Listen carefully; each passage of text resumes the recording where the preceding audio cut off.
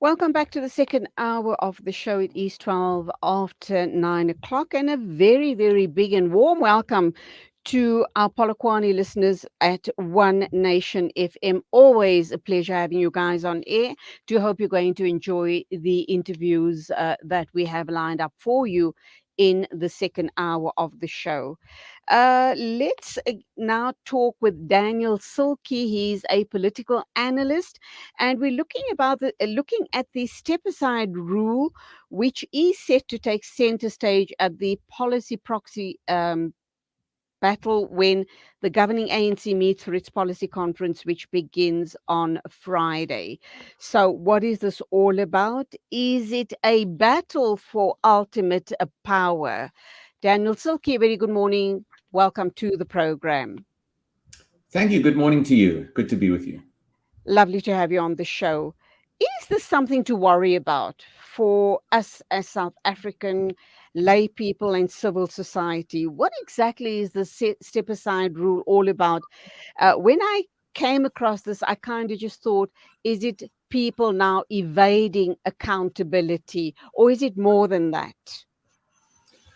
Well, the step aside rule ultimately is there to bring some ethical credibility back to the ANC. It is an important part of the ANC's renewal project, given the devastating effects of state capture and the involvement of so many senior ANC members, certainly in alleged corrupt activity and alleged malfeasance over the last decade or so.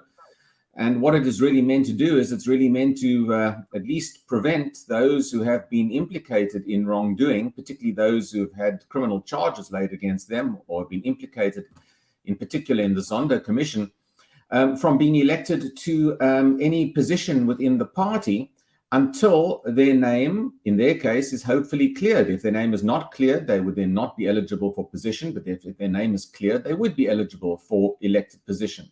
So this is really an attempt by the ANC to clean up its own act. But as you've alluded to, there is disagreement within the ANC as to whether this policy should continue. It is ANC policy. There's disagreement as to whether it should continue, and the disagreement is threatening to create substantial division within the ANC itself. It's a fractured party, as it is with all the factionalism within the party. Uh, you kind of wonder, is there hope for the ANC? I mean, we just heard yesterday that Luthuli House hasn't paid salaries for the past 2 months. On top of everything else they're dealing with, they had that issue as well. But let's stick with this for now. Time permitting, we might go into that in a minute or two. Now, the newly elected KwaZulu-Natal leadership didn't mince its words at the weekend, and they are indicating that the step-aside rule must go finish and claw. I'm kind of wondering what it says to some of their comrades in KZN. A lot of them are guilty. How's this all going to play out? Well, certainly in KZN, there is a particular, I suppose, a support base for former President Zuma, and much of the objections about the step-aside rule effectively relate to the support base for President Zuma and all those who have been implicated in state capture, largely under the leadership of former President Zuma. So you are seeing in KwaZulu-Natal not only the old loyalties to Jacob Zuma play themselves out in this particular debate, but also you are seeing a particular province's ANC racked by its own potential complicitness in state capture and various wrongdoings as well. So there are particular regional political features to KwaZulu-Natal. But it must be remembered that certainly the ANC in Limpopo have reaffirmed their view that the step-aside rule must remain. The ANC in the Eastern Cape also largely affirming that. So it does seem to be as though the step-aside rule is being used as a political football, certainly within the KwaZulu-Natal ANC, as an attempt to gain some support for the broader pro-Jacob Zuma slate that has just taken more or less full control of the ANC in KZN, and also essentially to show up President Ramaphosa, who that faction, of course, finds now to be also playing a sort of a double standards game, given the pala allegations against Scandal. President Ramaphosa. Absolutely. As you speak, Daniel, there's so many other things that we need to be unpacking in this interview today. Um, you know, uh, but as I said, let's just first get done with this and then we can digress to other areas. This is referred to as the proxy battle for ultimate power. Why are we using the word proxy here? Well, factions play politics, and factions certainly, whilst they may not necessarily announce their intentions as to who they will support as leader of the ANC, certainly at the moment, it's clear that there is a faction that would like to see President Ramaphosa removed as head of state and potentially replaced with someone who is more sympathetic to the Zuma faction, less sympathetic to many of the recommendations contained in the Zondo Commission. And that candidate may well come to the fore over the course of the next few months as we move towards the end of the December conference. So there are these proxy battles being fought now, and they're being fought over the heart and soul of the ANC. This is a critical moment for the ANC. If it cannot clean up its act, if it cannot restore some semblance of ethical governance, not necessarily just about South Africa, but within its own ranks, it will find that voters will continue to move away from the party as they have done over the last few years, and the ANC will ultimately be threatened by getting less than 50% at the next election. So if the ANC doesn't come to the party on ethical governance over the course of the next 16, 18 months until the next election, it is going to find itself in extreme trouble with the voters of South Africa. But ultimately, there's real fear in the ANC. There's real fear that those who have been implicated in wrongdoing are going to be prosecuted. And there is an attempt by factions aligned to those particular elements to try and alter the course of leadership in South Africa, and also potentially even alter the course of the judicial process that's unfolding in relation to the state capture report. God help us all. It doesn't sound good. It's very, very dark and grim indeed. Let me take you back to December 2017 at the NASDAQ Elective Conference. There was a faction there, the RET, the so-called Radical Economic Transformation Group. That obviously there were even scuffles that broke up there, and they're also wanting to push their agenda forward. That's creating part of the division within the ANC. How is that then going to play up? Are they gaining momentum at all? Look, I think that we always knew that the closer one gets to applying corrective measures within the ANC, the closer you get to potentially putting those implicated in state capture on trial, or at least opening criminal dockets, which the National Prosecuting Authority, one understands, is in the process of doing. The closer you get to that, the more you would create internal angst and further the existing factional difficulties within the ANC. For President Ramaphosa, look, whatever you might say about him, he is a reformer within the ANC, and reformers often find themselves in very precarious and fragile positions when it comes to their own leadership. And I think that's really the state of play for the ANC at the moment. The Radical Economic Transformation grouping, I think, is certainly part of the factional issues within the ANC. But it's not just about the RET faction. There are ideological groupings within the ANC who would prefer to see a different economic policy imposed on South Africa. And I think that there are certain personality clashes that are not even necessarily RET linked, that are also part of this internal firmament within the ANC. So it's a messy political party. It's got power. It hasn't been able really to leverage its power given its own internal angst. And it also, unfortunately, as a result of all of these factions, it really cannot implement policy because the party itself doesn't have broad buy-in amongst all of these factions on what kind of policy should be adopted in South Africa, economic policy going forward. And until the ANC ultimately gets its own house in order, it won't be able to put South Africa's house in order. Sadly for us. Let's go to the issue around Arthur Fraser dropping that bombshell about the theft at Pala Pala. the president's farm and the implications thereof. Why do you suppose Arthur Fraser dropped that bombshell at the time he did? He clearly then is in the Zuma camp because he signed that release when Zuma was in jail. He signed that release for him to be released on whatever grounds it was.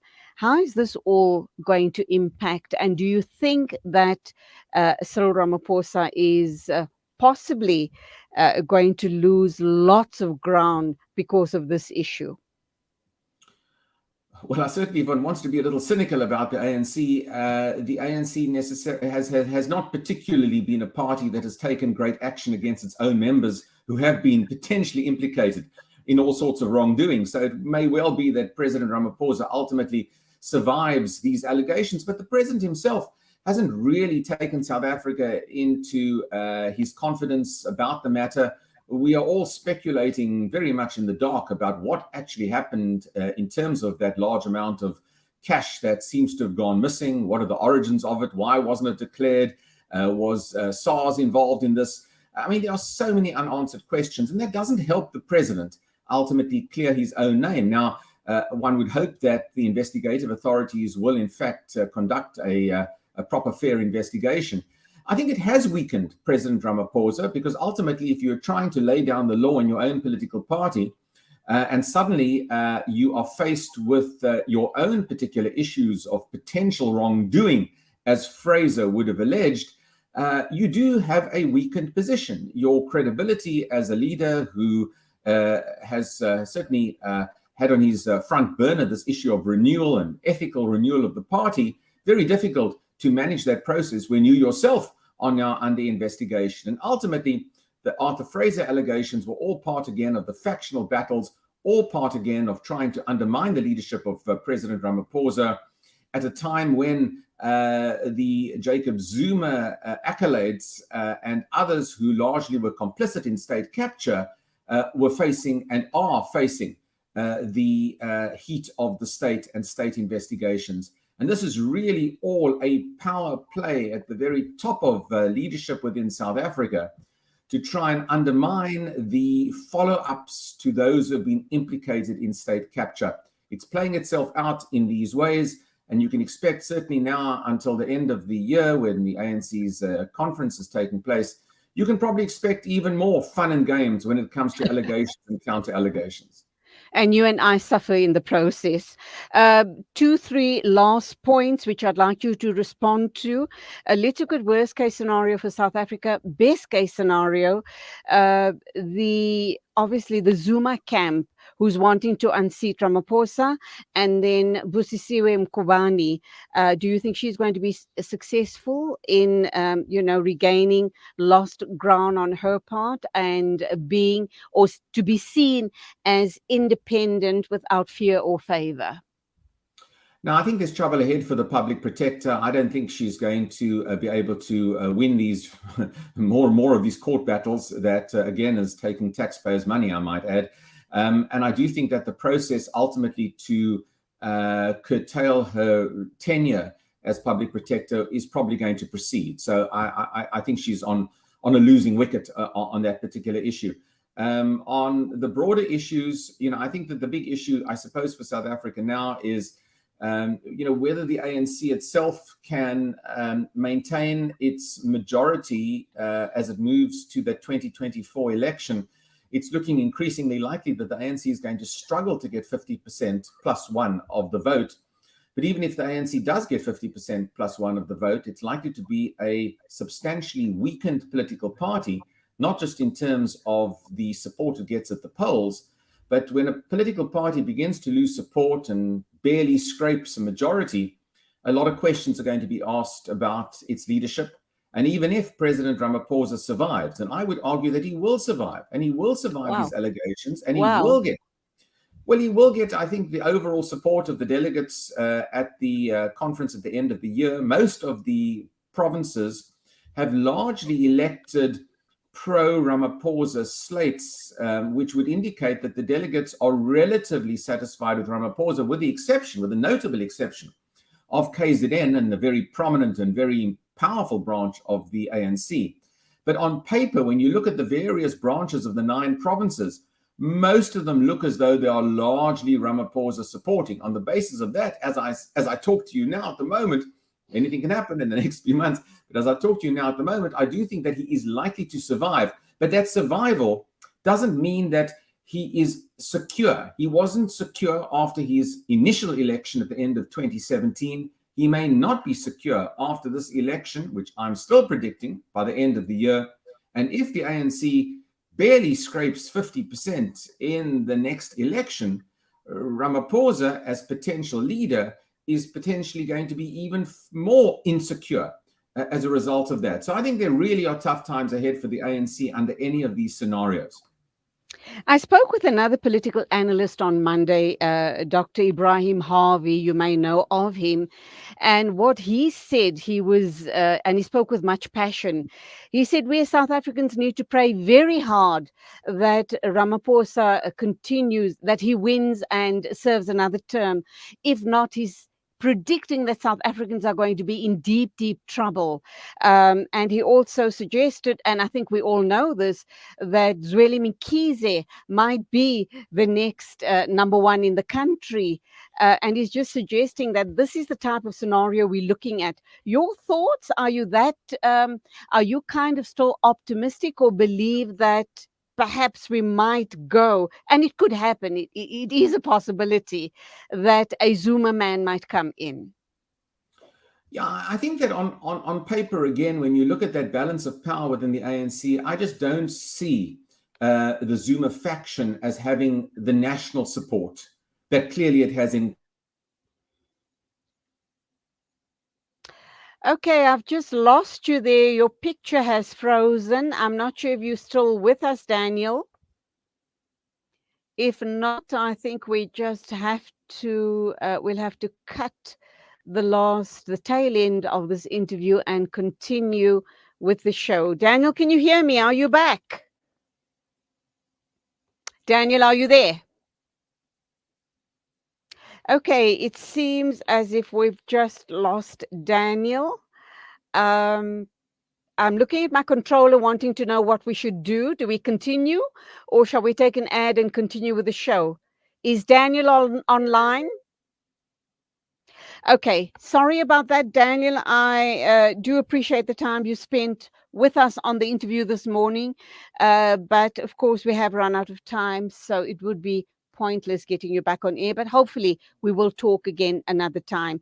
That was Daniel Silke, political analyst, talking to us about the step aside rule and how it will benefit South Africa. But I guess, chances are that it might not come to fruition. I know that I'm very skeptical and cynical about these issues, but way too much has happened as far as our politicians are concerned. They've let us down over and over and over again.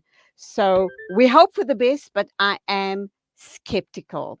It is 9:30 exactly. I've just been told there is a power failure on our side here in the studio, and that's why we've lost Daniel. Please stay with us. We're going to try and reconnect to our generator.